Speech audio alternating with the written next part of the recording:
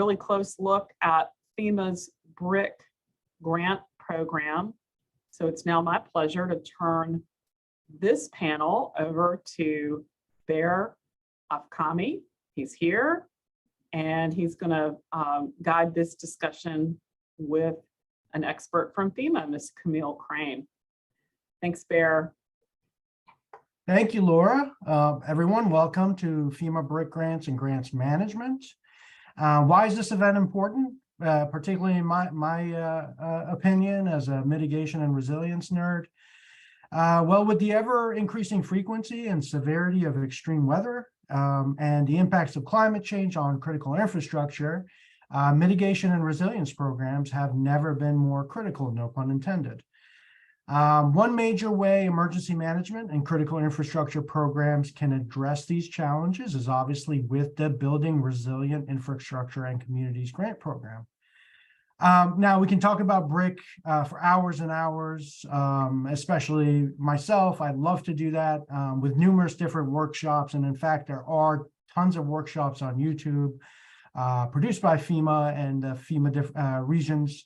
And there's tons of content on the FEMA BRIC website, which we would encourage you to visit, particularly after this session. But what we hope to give you today in the short time that we have is to, one, build an awareness of what BRIC program covers and the eligibility requirements. We're going to hear about typical roadblocks to the highest possible scores you can receive for funding.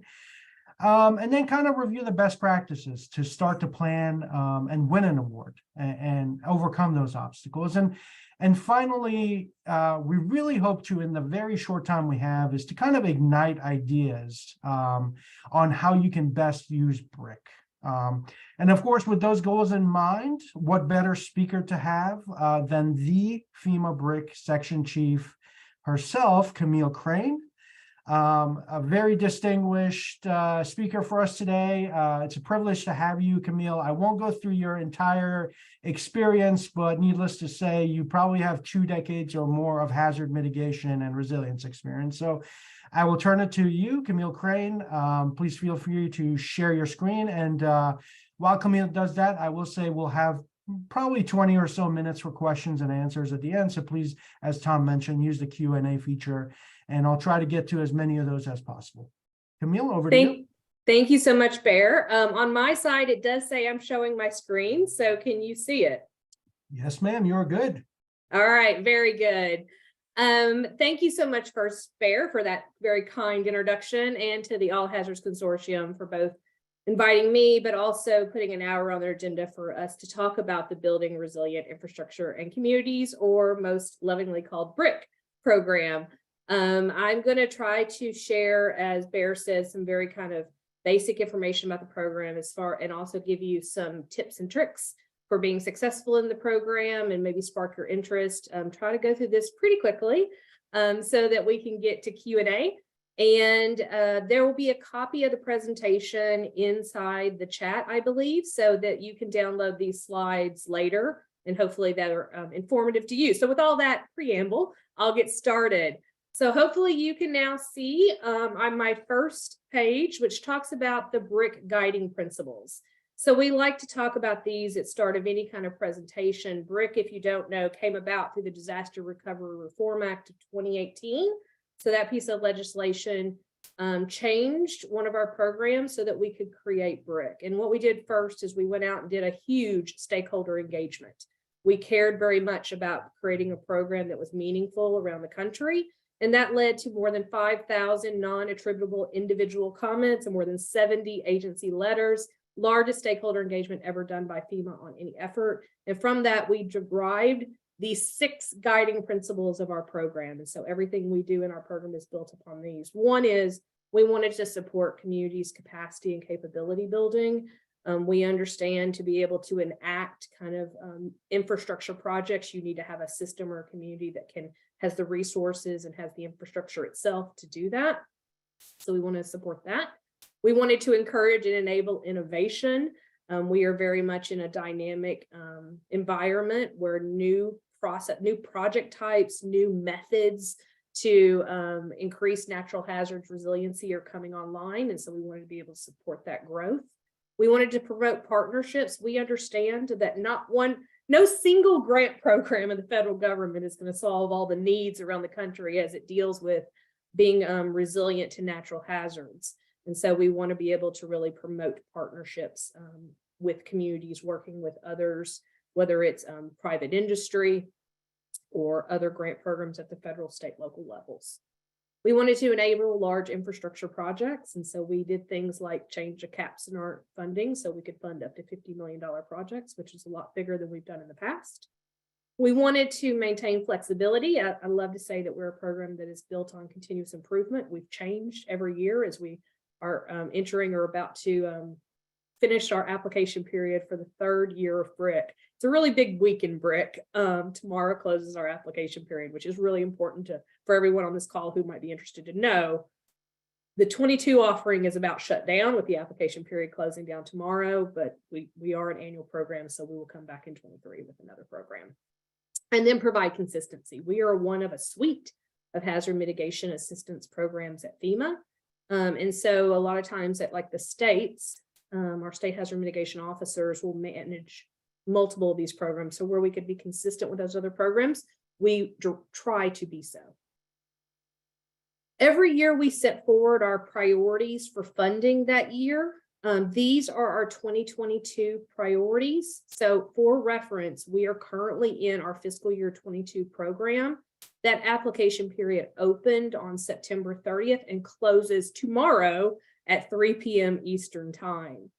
So these priorities do get reflected or changed if they change every year in our notice of funding opportunity. Our notices of funding opportunity typically come out in August or late summer for that application period to open, usually in late September.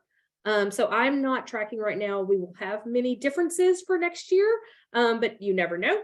But these are our current ones, and these are ones that have followed through the 3 years of the program with, I would say, the last couple of years, we put extra emphasis on both equity and climate. But particularly looking at our priorities for funding, they deal with incentivizing natural hazard risk reduction activities that benefit public infrastructure, and that's infrastructure that benefits the public, not necessarily owned by the public, and disadvantaged communities, especially in light of Executive Order 14008. Which put forward the Justice 40 effort. BRIC is a federal program that is covered under the administration's Justice 40, which says that at least 40% of our benefits should go or benefit disadvantaged populations. So that is a piece of our program. We want to incorporate nature-based solutions. So as we deal with a lot of infrastructure work, where can green infrastructure be put in, particularly those that are designed to reduce carbon emissions. We want to enhance climate resilience and adaptation, and then increase the funding and adoption enforcement of latest editions of building codes. The Disaster Recovery Reform Act is a huge proponent of building codes and puts a lot of mentions of building codes throughout that law, including into our BRIC program, and that shows up in a variety of ways.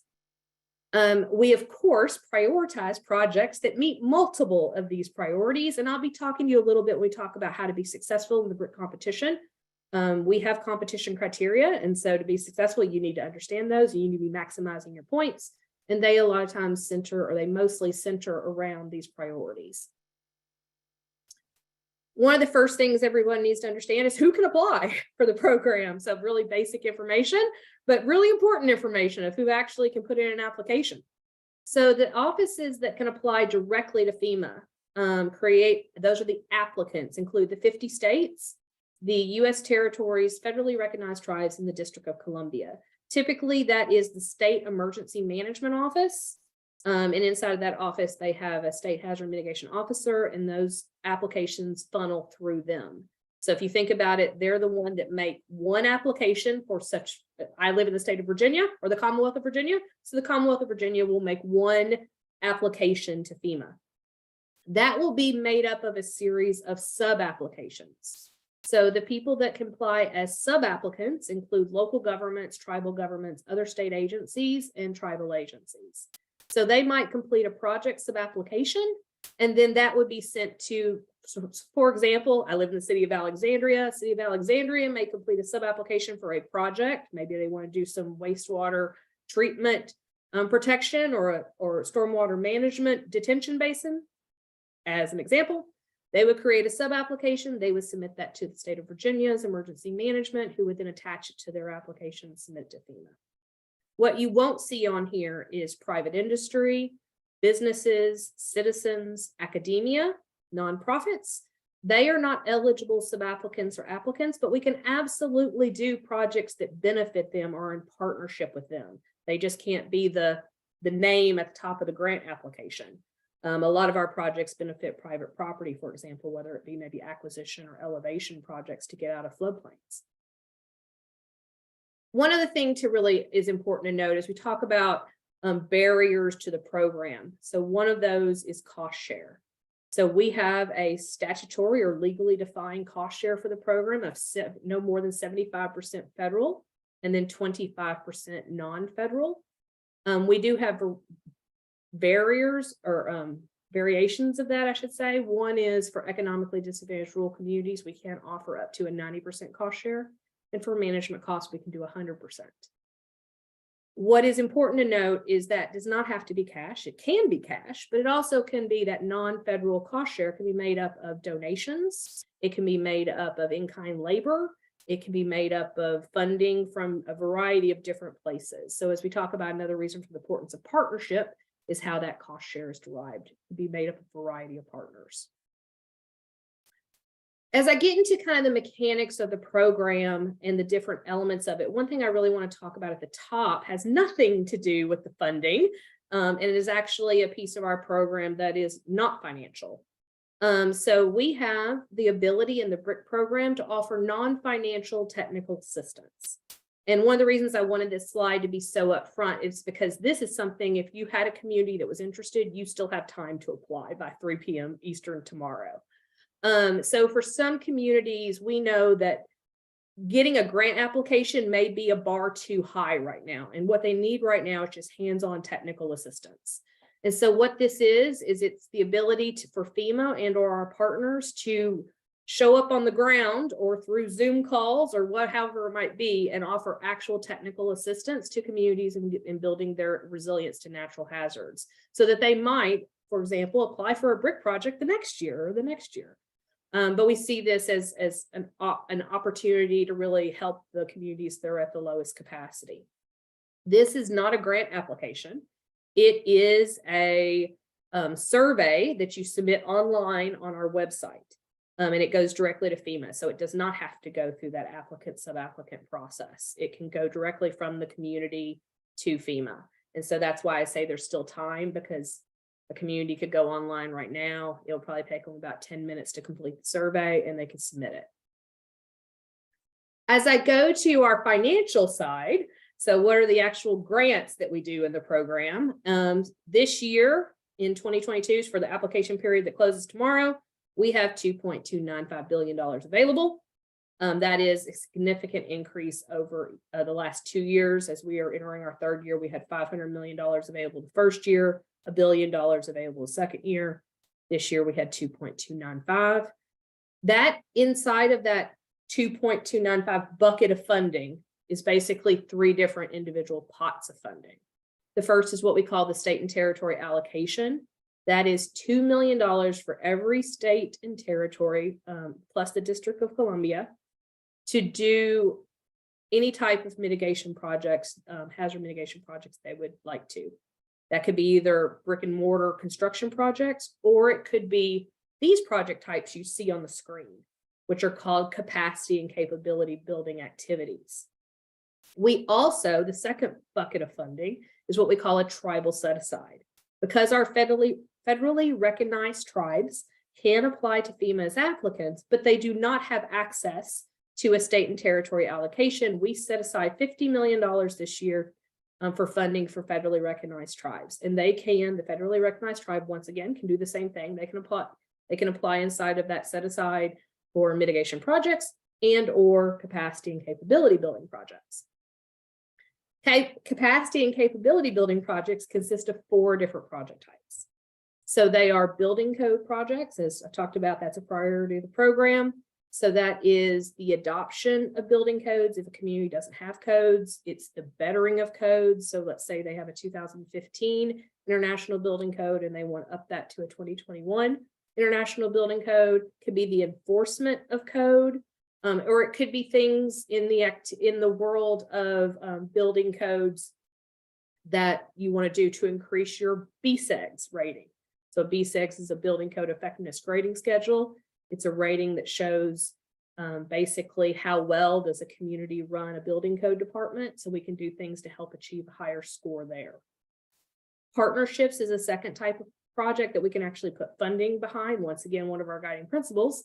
And that is if a community knows that they need to do work to build strategic partnerships, but they're not sure how to do it, or they need funding, I should say, to help them do it. Maybe gap analysis, hosting events, things like that. We can help them that. I like to think of project scoping as seed money.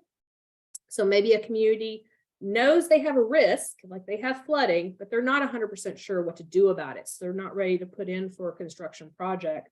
They just need some upfront money to do that design and engineering work, or that environmental planning work. So that can be an application under project scoping. And then mitigation planning. Mitigation plans are a requirement of our program, and that is at the state, local, and tribal level. And those have to be updated every 5 years. So they can get funding through us to either do the update or the creation of these mitigation plans. As we focus to, I talked about there were 3 buckets of funding within that $2.295 billion that we have for this program this year. It is the state and territory allocation, it's the tribal set aside, and then the balance of the funds, so roughly around $2.133 billion this year, are in our national competition. Our national competition does not include the capacity and capability building project types. These are all brick and mortar, or I should say construction project types. So this is whether it is retrofits, it is drainage systems, it's electrical systems, it's whatever those pieces are in a community that are at risk to natural hazards. How can we make them more resilient? All of the projects that go to our national competition go through a scoring process. And so as you think about how am I successful in achieving a selection through the national competition, it is really important to understand what the competition criteria is and how to maximize the points in this competition. I'll have a slide at the end of the presentation that has a whole bunch of resources, and that includes links to what we call program support materials. And we have one for both the technical criterion that you're seeing on the screen now, as well as the qualitative criterion that I'll show next. And those, you definitely want a copy of those program support materials. We update them every year to match the program that year. You want to have a copy of those because they are what I like to call the keys to the test.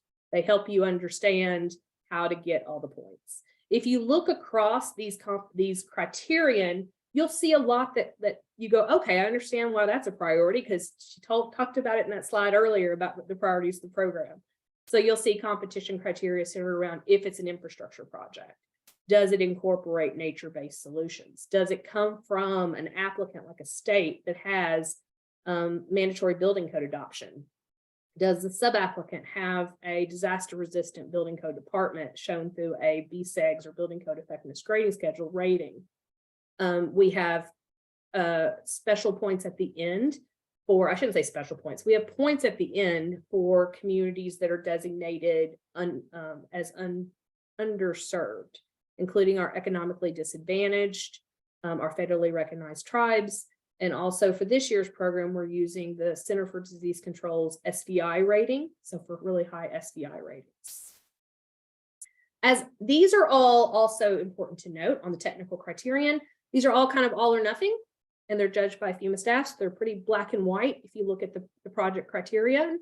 So you either get all the points or you get none of the points, depending on either the quality of the application or something in the application or something about the applicant or sub-applicant. As I flip to the next screen, this is our qualitative criterion. These are not all or nothing. If you notice, these are all divisible by 5, and they are done on a gradient that is peer reviewed through peer review panels made up of state, local, tribes, and territories, as well as federal agencies and other federal, all federal agencies, FEMA and other federal agencies. And these are reviewed for 6 additional criterion that also speak to priorities of the program, including climate change, populations impacted, the importance of leveraging partners, and our biggest point is about risk reduction, resiliency, effectiveness. We look just not at the prime benefit of natural hazard reduction, but do you have other benefits such as habitat creation, water quality, socioeconomic benefits as well. Just to give you kind of a flavor of different projects that have been successful in the first 2 years of BRIC. This one comes from Tulsa last year. So it was a BRIC 21 selection. You can see there it had a cost share. So you understand the size of the project of just under $20 million federal share. Please note we have no minimums in the program as far as the dollar value of a project. We do have a cap in 2022, which is the $50 million per project. This is a project that looks at Tulsa's flooding history, but also the urban heat effects. It really uses a combination of nature-based solutions to achieve the mitigation effectiveness. It is very system-based across Tulsa and looks at really achieving kind of these community-wide benefits. And as I said, too, really dealing not only with the flooding issue, but how to use the mitigation project to reduce the effects of urban heat. As I bring up the second selection for today's discussion, this is one from our FY20 program, so our first year. It is the Menlo Park project located out around San Francisco with about a federal share of $50 million. This one was part of the selections and really met the scoring criteria as it looked at both the effects of climate. So this is a project that is very, this area is very subject to the effects of climate change. It deals with, once again, community lifelines or systems in the community. It was hugely partnered. So as you look there on the project description, it talks about they had 9 different partners who showed up to the table to help make this project successful, including a selection of businesses. And it also does things like creates better habitat creation.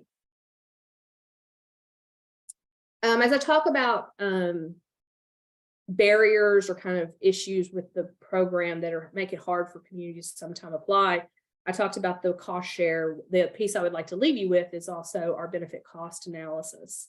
So one of the requirements in our program is to have a benefit cost ratio of at least 1. And that is achieved through a FEMA benefit cost analysis. That is probably the most complex part of our application process. We have done things to try to make that easier, including creating some pre-calculated benefits where you don't have to submit a BCA or a benefit cost, I should say, a full analysis if you can use one of these pre-calculated benefits. We did things in addition to this year as kind of a test. So we worked with the administration to be able to put a change in the discount rate into the program for certain project types. And that's something we're testing this year to see how that works.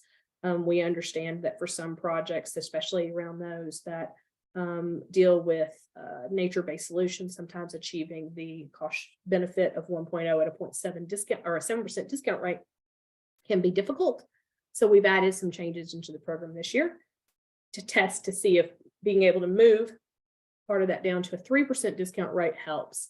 We're also doing something this year that we've never done before, which is because we understand this is a barrier to entry for our most disadvantaged populations, how we can help do BCAs. So we have usually the BCA is something we check at the very front. So one of the first things we'd be checking in the next couple of weeks as we start reviewing the applications. But for our communities that are highly disadvantaged, we will not kick them out if they don't have a BCA at the front if they have one, but it just doesn't pass. And instead, we will move them through the rest of the process. And if they can be successful through the rest of the process, we will help them with their BCA during our pre-award process. We still have to have a BCA or we have to show cost effectiveness for award. It doesn't change that requirement, but it just pushes it later in the system. As I finish up talk and we move to the chat, I want to leave you here with a couple of slides with all the different resources. Bear talked about the BRIC website and all the kind of collection we have out there. We've tried to put a very robust amount of materials on our website to help explain the different pieces of the program, including you'll see there the technical and qualitative criterion. You'll see also our mitigation action portfolio. So it kind of, those slides that I showed you from Tulsa and Menlo Park, it does that with about 50 different projects and about a 2-page where you can get a taste of different project types, different size communities, different techniques, different issues around the country. We also have a listing there of our state hazard mitigation officers as well as our regional offices, because they're always, if you're from a local government, that's your first place to go. The next slide is more of a collection of help desk numbers and emails and other materials that help a community when applying for BRIC. And with that, I'm going to stop talking and Bear, turn it back to you, and I will stop sharing so that we can go into the Q&A. Wonderful. Thank you so much, Camille. I will say I did put this presentation. Camille was kind enough to let us share it with everyone. So it was in the as an attachment, it was in the chat. And I definitely encourage everyone to take advantage of all the resources that are listed here. One of the barriers that we see a lot of with BRIC is, as Camille mentioned, the BCA, the business cost analysis. And it's so wonderful that the BRIC program and FEMA took all that feedback and created the helpline, which was just tremendous. So I do want to do one of the things that I notice a lot when I speak with emergency managers and critical infrastructure professionals is they're not exactly sure. And, there's tons of material available, but maybe there's so much material that it sometimes gets lost. So I want to do a kind of a rapid round on some things that I hear people ask, whether it's eligible or not eligible. And I think, Camille, you can answer these very quickly.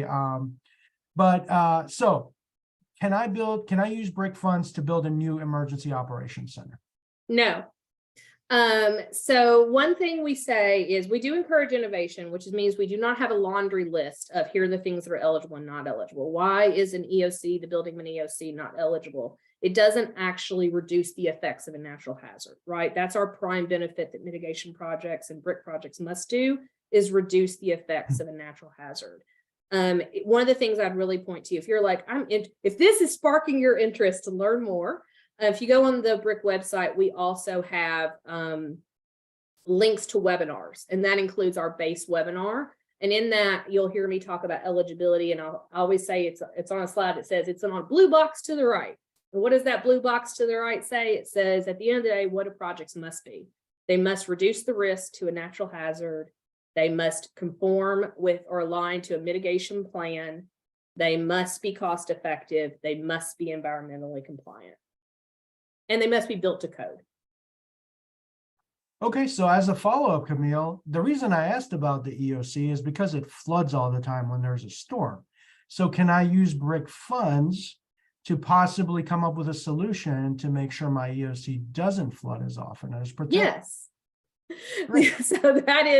So possibly, if this is if your EOC is subject to some hazard risk, and so do you need to retrofit it? Do you need to put a tornado safe room in it to help the population? Do you need to put shutters on it or do the roof because of a hurricane? Do you need to elevate it because of flood damage?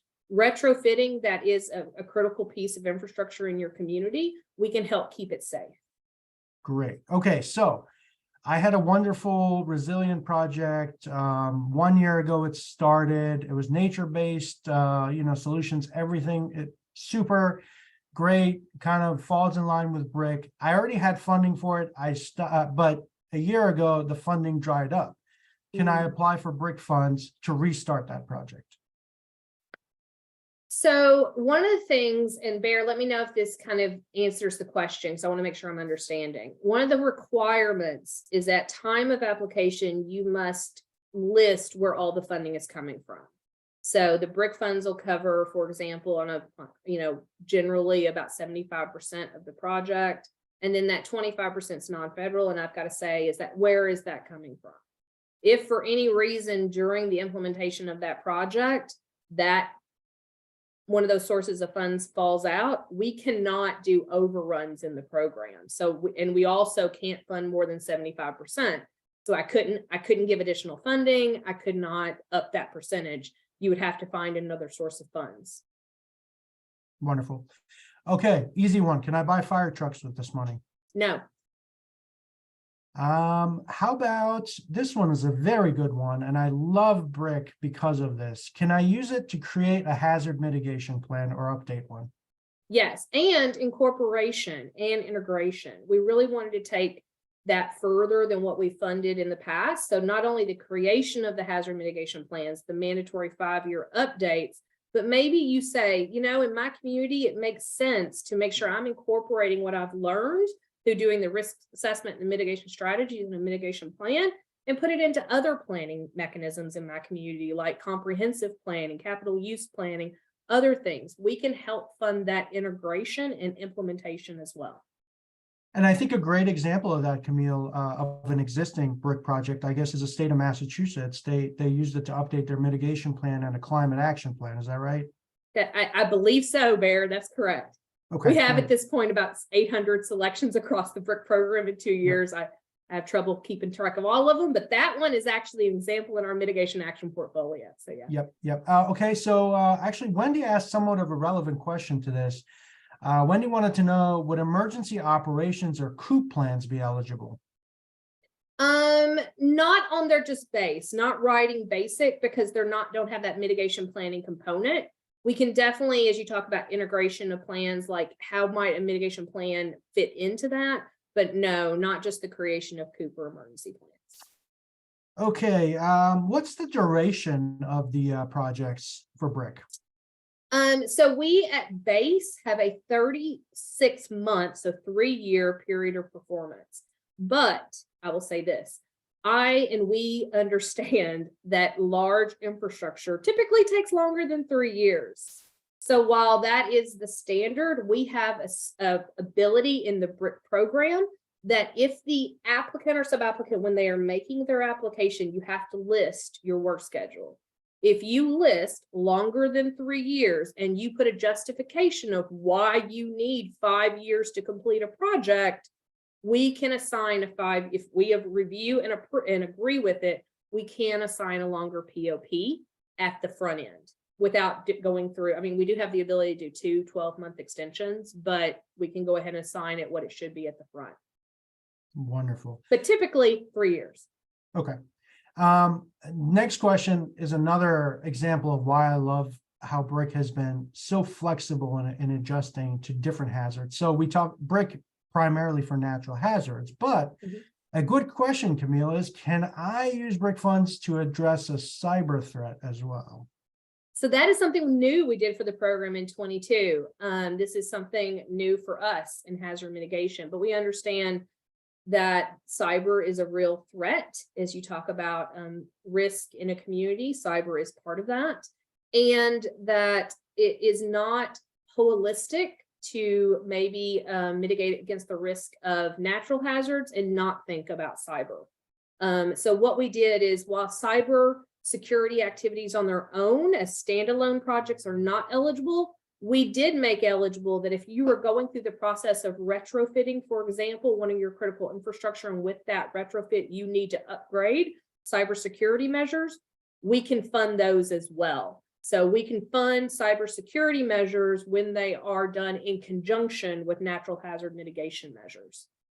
Wonderful. And just always happens, I just dropped the FEMA BRIC cybersecurity memo into the chat for everyone to review. Good question comes from Rosemary. It's kind of a broad question, so I'm going to kind of narrow it down to BRIC. She asks about vulnerable communities and those that are not necessarily developed. They get hit with natural disasters, and obviously the recovery times are harder. Again, one of the benefits of BRIC can really address this. I know you mentioned DTA and specifically with some of those vulnerable small communities. Can you just talk quickly about the details, what they, how do you apply, or how are you eligible as a small community for that? So eligibility, so BRIC non-financial direct technical assistance, you just have to be a community as defined by your state. Basically, it would mainly be like a town, city that's incorporated, has a structure of government. It can also be we have this year I saw coming in, we have 2 communities who've joined together. They have the same risk of a river. And so they're like, we would like to join up, and can you help both of us? And they're very underserved communities in the South. So that is kind of a first step. As you said, I really appreciate that. We see DTA as for my boss likes to talk about a train. And so if you think about it as a train car for community maturity, that's kind of that first step, right? If a community is not to a place that they can submit a grant application, they don't have maps, they don't have the technical know-how, then that DTA is a place to start. And then hopefully they can grow to that. And I'm actually seeing that we've done, we're working right now with 28 communities around the country, and we've seen at least 10 that say this year they're applying for a BRIC grant to do project scoping. So they're taking that next step of getting that seed money to actually develop full applications. And we're hopeful down the road, they'll come back and get applications or actual projects. Absolutely. Yeah. And that's going to be one of the advices we give at the end is kind of use BRIC to build, use DTA, then build a hazard mitigation program with the assistant, do project scoping, and then you can move up to doing an infrastructure, big infrastructure project using BRIC. Some more questions on eligibility. Again, I really like these questions because it gives people ideas. Can BRIC funds be used for purchasing solar? Yes. So one of the things we've got some examples in our mitigation action portfolio, for example, about microgrid projects. So not particularly just solar, but microgrids. And so really what I like about the projects that we're selecting right now, or we have in the past, is they're they use a combination of techniques to build energy resiliency at either for a community or for a facility. So for example, St. Elizabeth's Medical Center in DC. It's a medical center that also combines, it supports a medical center, it supports a 911 system, it supports a fire station, supports a large area that's underserved in Metro DC. And so it's a combination of grid and other type of activities to offer energy resiliency to this entire area. Solar can be a piece of that. Great. Okay. Let's see. How about, okay, this is a good question, not necessarily based on project ideas, but if an applicant covers more than 40% of the cost, as opposed to the 30% minimum or the 25% minimum, does that make them more competitive? Yes. In this year's program, so every year, that's why I say, our competition criteria has changed at least in a little bit every year. So always make sure you're paying attention to that year's. But in this year's, there were points for an increased cost share of at least 5%. Unless you were established a disadvantage, and then that's prorated down. But yeah, so in that case, if you committed to at least 30% non-federal, you got additional 5 points. Okay, great. So we're at 10 past, so we only have 5 minutes left. I know there are 4 questions in, and everyone in the questions line, I will make sure we get the answers for your questions, and I'll contact you directly with that. So let's talk about some best practices. So obviously, outside of the DTA, Camille, I don't think anyone's going to be able to submit an application by tomorrow, and even if you had 3 months, yeah, I don't want to set that expectation. Most states and territories had their deadlines weeks ago. Right, exactly. So let's talk about, as someone who works for a company that does a lot of grants management and resiliency programs, one of the big first steps I have is, yes, the deadline is tomorrow. Forget about that. You're not submitting anything, but start now. You have a copy of the notice of funding opportunity. You know pretty much what the timeline is going to be for everything to start back up, basically. So you know that the final deadline for federal is going to be late January of 2024. You're going to have to check your state's deadlines, because as a sub-applicant, you're going to need to submit to the state first, and then the state will submit to federal. So, when we advise agencies, we say start as early as possible. I mean, you can start tomorrow for the next cycle, and we really would recommend taking all these ideas and what you've learned today and really starting tomorrow. Is that good advice as a first step, Camille? Yes, I can say what we have seen from some of these, especially the larger infrastructure projects like that Menlo Park, they have been years in development. Because as you're talking a major infrastructure and you're talking about layers of partnership and community engagement and really getting those resources put around and having consensus, that takes time. So I always like to say, I really appreciate you saying that, Bear, because I like to say BRIC is not a one-time program. We're an annual program, so it is never too early to start having that conversations with the local government officials who would be submitting the application, with your state officials to understand their deadline, to understand their priorities for funding, because they may have additional priorities outside of the FEMA program, and starting to put those teams together to submit the projects. Great. And so if you're a small community, as a next step, obviously, everyone go and, learn as much about BRIC on the BRIC website as possible. I dropped probably 7 documents, and I think there's probably 30 more that you can just easily find on the website and just immerse yourself in. As a next step, definitely if you're one of the vulnerable communities, I would definitely say the next step should be to reach out for the DTA. To get assistance. And if you're not, I think one of the next things you should look at is, do you have a hazard mitigation plan? Do you have building codes? Because I think, Camille, if you may agree, obviously you need those 2 things, and those are some of the big challenges to getting a big infrastructure award from BRIC. One thing I would correct on that, Bear, just to be clear, the plan is a requirement. You have, if tomorrow when the application period closes and we start reviewing the applications, if they do not have an active hazard mitigation plan at that local and state level, we automatically kick them out. Building codes doesn't kick you out. It's not an eligibility, but it is points in the competition criterion. And so for projects being submitted to the competition criterion, you are more likely to be successful if you are in places that have building codes. Great. Okay, that makes a lot of sense. And if you don't have building codes or hazard mitigation plan, BRIC is the perfect next step for you to, apply for funding and create those, and kind of in the future put yourself in a better position to kind of get, big infrastructure award. As Camille mentioned, check your state's application deadlines. That can really mess with you if you don't meet the deadline, because you have to go through your state. And then really use the resources provided in the slides by Camille and on the BRIC website. There's so much training, there are templates, all the hotlines, which again is in that document that BRIC mentioned, Camille mentioned, and then definitely the direct technical assistance. Super important program, super helpful. I'm very focused on being on time and finishing on time. So Camille, I want to thank you so much for taking the time. Thank you. I know you have an extremely busy schedule, and obviously tomorrow's a deadline. I can't imagine you have nothing to do today. So we really appreciate you taking the time. And for the audience, I'm sure Camille's team is going to be, traveling the country, doing all sorts of webinars and trainings. I myself will be doing the same from the private sector perspective, talking about BRIC. So please feel free to reach out to me. And again, all the questions that we didn't get to, I'll make sure we do answer and answer them directly to you. Thank you. Thank you.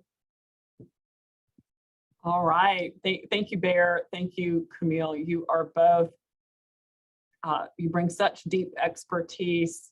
I've been around FEMA issues for 20 years, and I learned a ton just listening to you both. And thank you for answering so many questions.